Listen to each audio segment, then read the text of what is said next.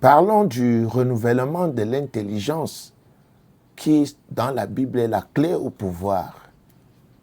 Vous voulez être puissant, vous voulez marcher avec Dieu et démontrer la force de Dieu au niveau des 5 sens, il faut renouveler son intelligence. Mais alors, de quoi est-ce qu'il s'agit? Le verset phare de cette étude est en Romains chapitre 12. Nous allons lire Romains chapitre 12. Voici ce que dit la parole de Dieu dans le livre de Romains, qui est un livre doctrinal. Et si vous connaissiez la classification des épîtres de Paul, sachez qu'il y a 3 épîtres doctrinales. La première, c'est Romains. Et Romains traite avec des jeunes convertis. Romains est pour les jeunes convertis. Et les 2 livres qui s'associent à Romains, l'un pour corriger l'erreur doctrinale de Romains et l'autre pour convaincre, sont Corinthiens et Galates. Donc vous les avez 3. Romains est doctrinal, Corinthiens corrige, Galates convainc. Et quand vous quittez le cap des enfants, des bébés en Christ, de ceux qui doivent boire d'abord le lait, se nourrir avec du lait, vous atteignez les adultes. Vous avez une autre épître doctrinale de Paul qui est Éphésiens. Éphésiens, qui en réalité est la suite de Romains 8. Et dans ce livre d'Éphésiens, vous avez l'adulte spirituel. D'ailleurs, l'adresse est forte aux fidèles en Jésus-Christ. Hein? Et les 2 livres qui lui sont associés sont Philippiens et Colossiens. Philippiens corrige l'erreur doctrinale et Colossiens convainc.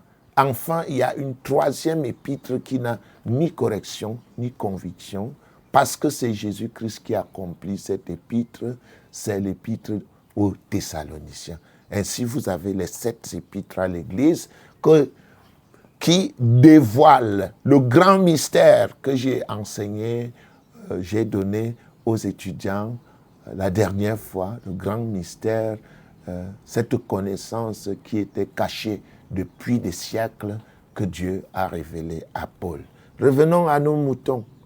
Le renouvellement de l'intelligence, c'est vrai, il passe par là.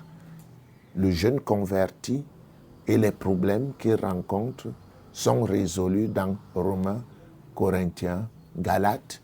L'adulte, le chrétien adulte, et ses problèmes qu'il rencontre sont résolus dans Philippiens, Colossiens. Et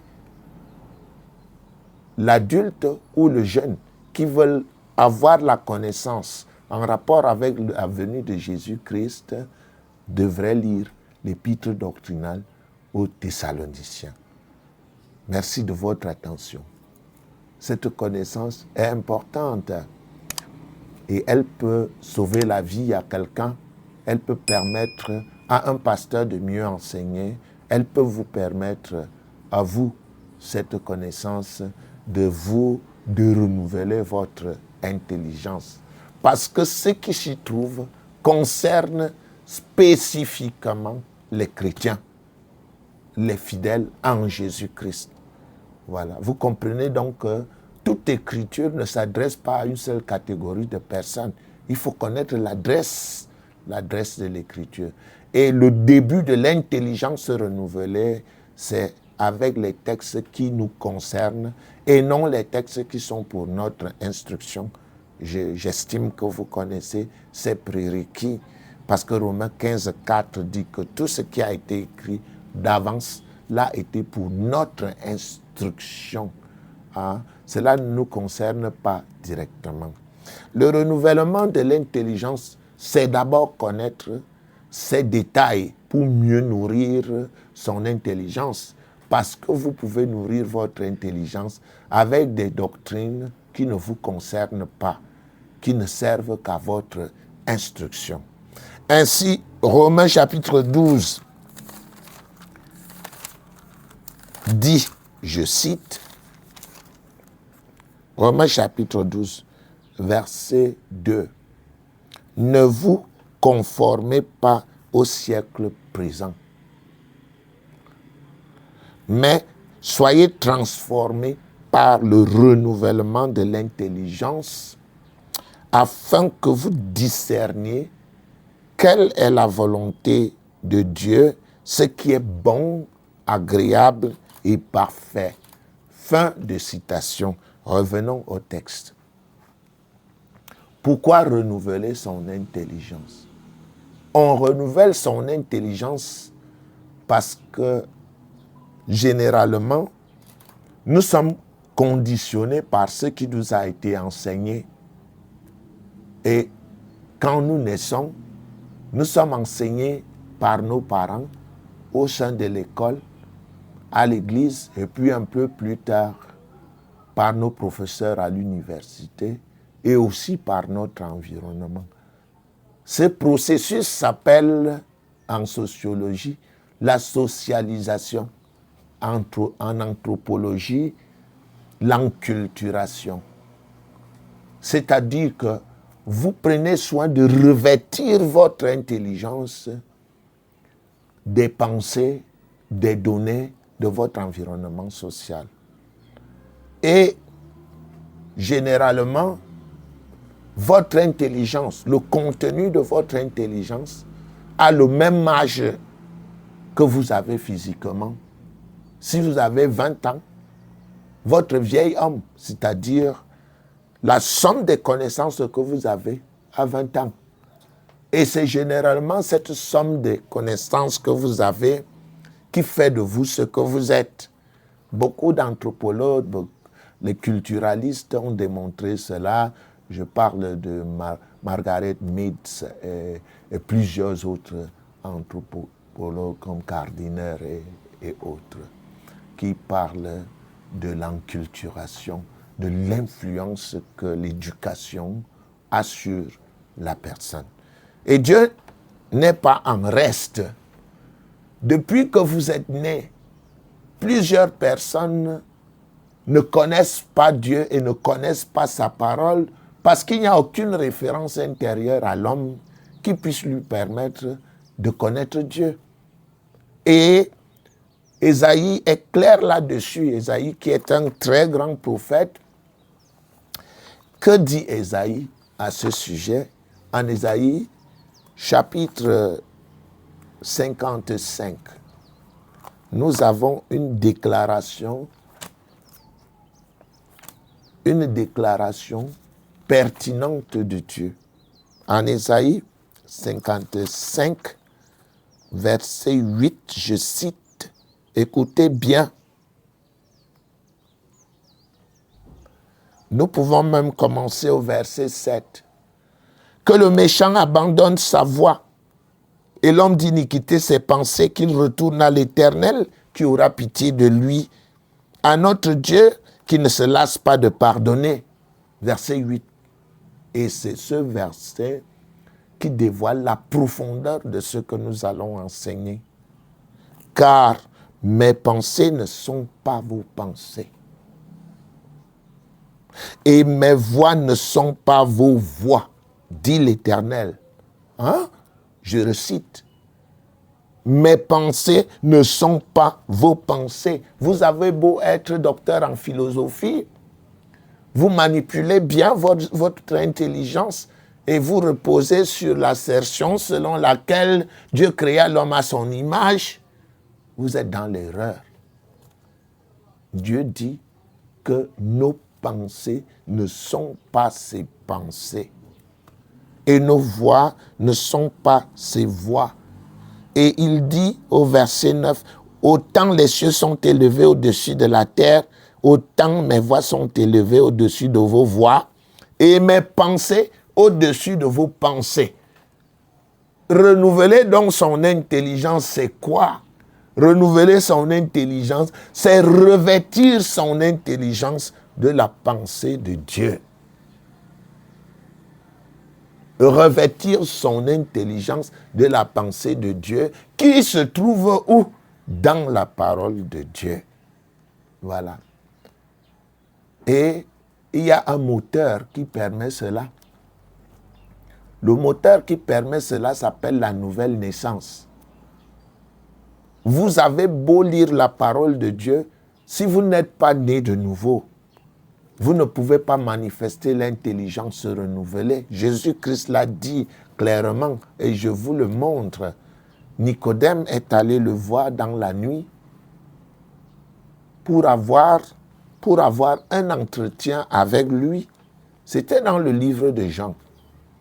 En Jean, chapitre 3, il est venu voir Jésus dans la nuit pour s'entretenir avec lui. Voici ce qu'il dit, qui est dit. Mais c'est Jean 3.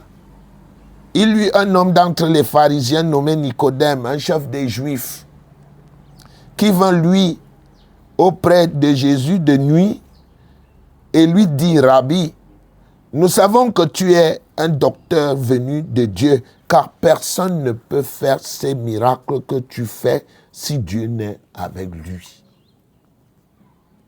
C'était pertinent.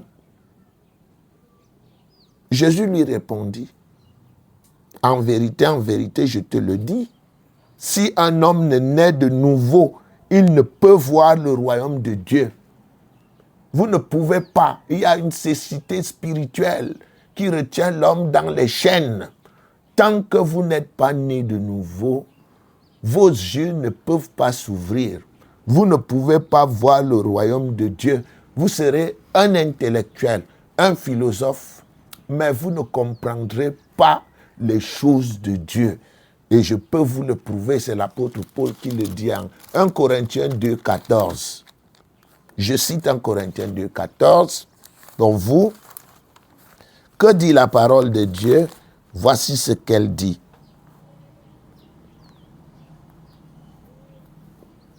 Mais l'homme naturel, c'est-à-dire celui qui n'a pas l'Esprit de Dieu, qui n'est pas né de nouveau, l'homme naturel ne reçoit pas les choses de l'Esprit de Dieu, car elles sont une folie pour lui.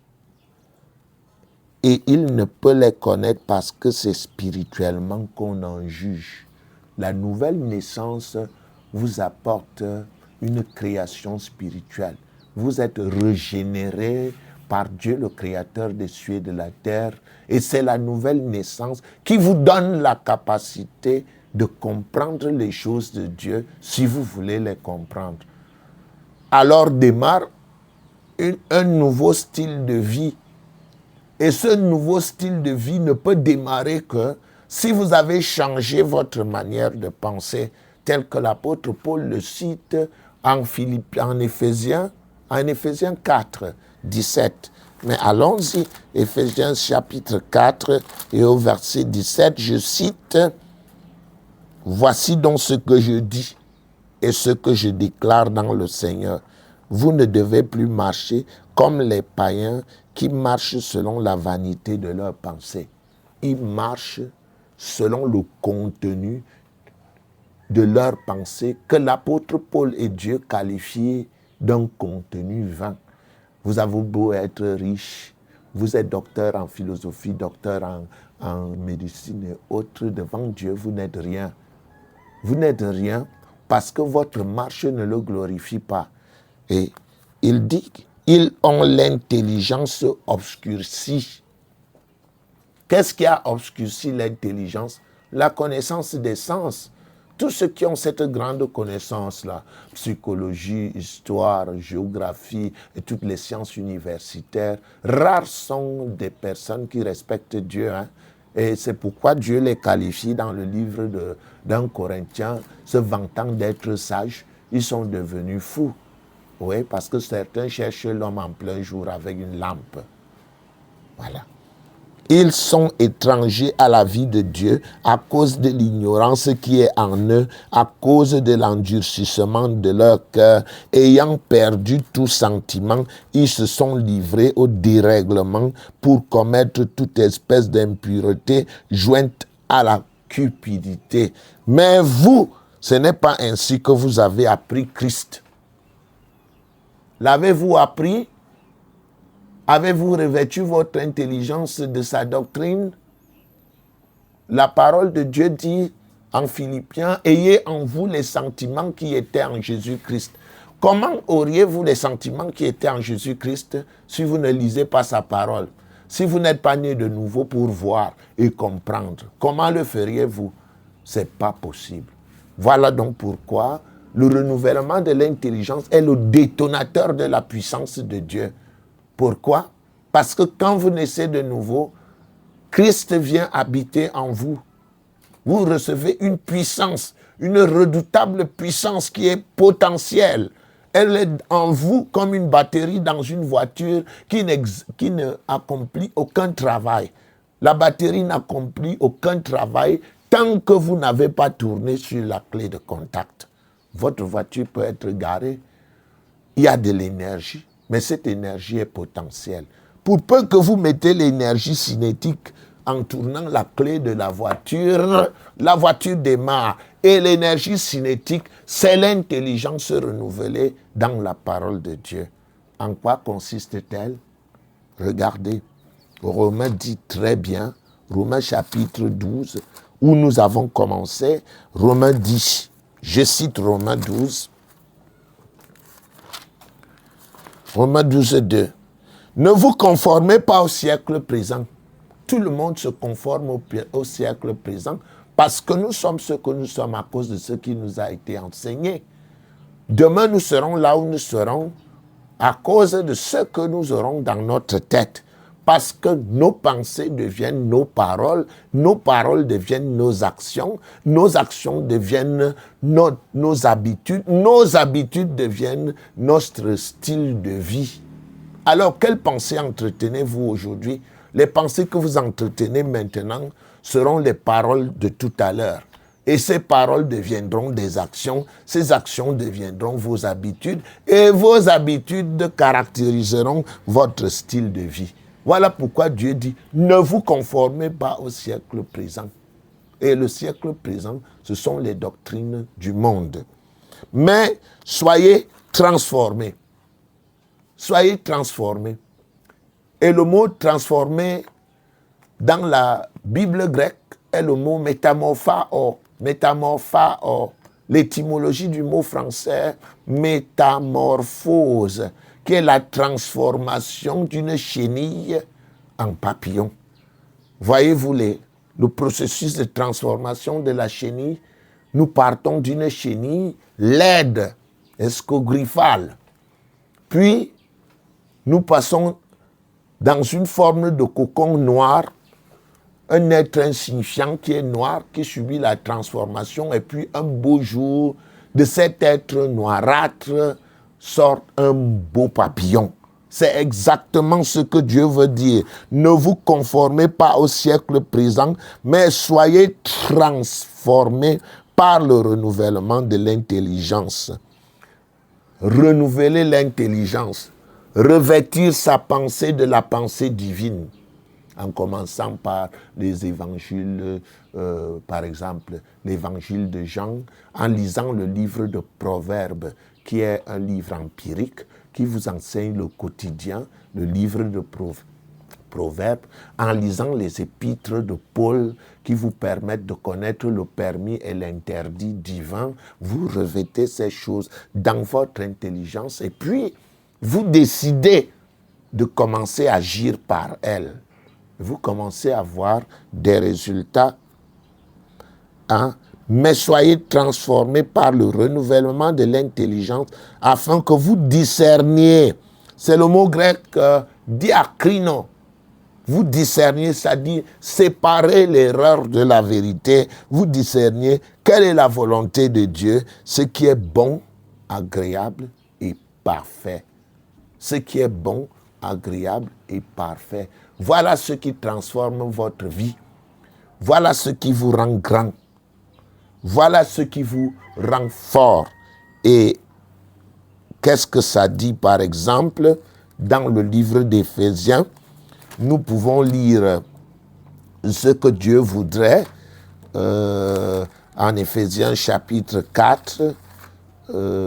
Éphésiens chapitre 4, à partir du verset 4 à partir du verset 21. Je vais lire. Mais vous, ce n'est pas ainsi que vous avez appris Christ. C'est le verset 20 d'Éphésiens 4. Si du moins vous l'avez entendu, et si conformément à la vérité qui est en Jésus, c'est en lui que vous avez été instruits à vous dépouiller. C'est l'image d'un mécanicien qui va au travail avec une tenue, il se salit, sa tenue blanche prend des taches noires, jaunes, mais quand il rentre à la maison le soir, il ne dort pas avec sa blouse et les taches toutes sales de cette blouse. Il enlève la blouse et l'accroche quelque part. C'est ça. Vous enlevez votre vie passée qui se corrompt par des convoitises trompeuses. Et qu'est-ce qui se passe? Vous remettez la parole de Dieu dans votre intelligence, et vous marchez en conséquence. Par rapport à votre vie passée, du vieil homme qui se corrompt par des convoitises trompeuses. Le vieil homme, c'est la somme des connaissances acquises depuis votre jeunesse. Le vieil homme à l'âge qui est le vôtre, il se corrompt, à être renouvelé dans l'esprit de votre intelligence et à revêtir l'homme nouveau créé selon Dieu dans une justice et une sainteté que produit la vérité. Faire alors quoi après avoir reçu cette parole dans votre tête? C'est pourquoi vous faites à quoi? Renoncer au mensonge. Vous fermez votre bouche, vous apprenez à ne plus mentir. Et que chacun de vous parle selon la vérité à son prochain, car nous sommes membres les uns les autres. La deuxième chose, si vous mettez en colère, ne péchez point. Dieu n'interdit pas la colère. Mais la colère ouvre la porte à des actions très négatives. Si vous vous mettez en colère, ne péchez point. Que le soleil ne se couche pas sur votre colère. Et ne donnez pas accès au diable. Parce que la colère ouvre la porte au diable. Que celui qui dérobait ne dérobe plus. Vous étiez un voleur. La parole de Dieu ne dit pas prie pour cesser de voler. Elle dit cesse. Parce que tu as reçu la capacité de le faire. Que celui qui dérobait ne dérobe plus, mais plutôt qu'il travaille en faisant de ses mains ce qui est bien pour avoir de quoi donner à celui qui est dans le besoin. Nous travaillons l'intelligence renouvelée. Si vous êtes quelqu'un qui vient d'arriver, nous sommes dans le domaine de l'intelligence. Nous expliquons ce que l'intelligence est. Et pour les autres, vous pouvez vous abonner, vous pouvez aussi télécharger même l'enseignement pour vous-même. Vous pouvez le partager à vos amis. Vous pouvez aussi dire en commentaire « j'aime » pour que je puisse vous répondre. Et la suite de l'enseignement dit qu'il ne sorte de votre bouche aucune parole mauvaise. Contrôlez votre bouche. Mais s'il y a lieu quelques bonnes paroles qui servent à l'édification, nous construisons avec la bouche. Le mot édifier est important. C'est un mot qui est utilisé dans la construction et communique une grâce à ceux qui l'entendent. N'attristez pas le Saint-Esprit de Dieu par lequel vous avez été scellés pour le jour de la rédemption. 37. Que toute amertume, toute animosité, toute colère, toute clameur, toute calomnie, toute espèce de méchanceté disparaissent du milieu de vous. Soyez bons les uns envers les autres, compatissants, vous pardonnant réciproquement comme Dieu vous a pardonné. N'est-ce pas fantastique? Voilà ce qu'on appelle l'intelligence renouvelée. Vous ne pouvez pas recevoir le Christ, continuer à calomnier. Vous ne pouvez pas recevoir le Christ, continuer à mentir. Vous ne pouvez pas recevoir le Christ, continuer à vous mettre en colère, à piquer des colères qui parfois mènent aux assassinats, qui parfois mènent au ressentiment. Chers amis, vous continuez à lire le chapitre 5.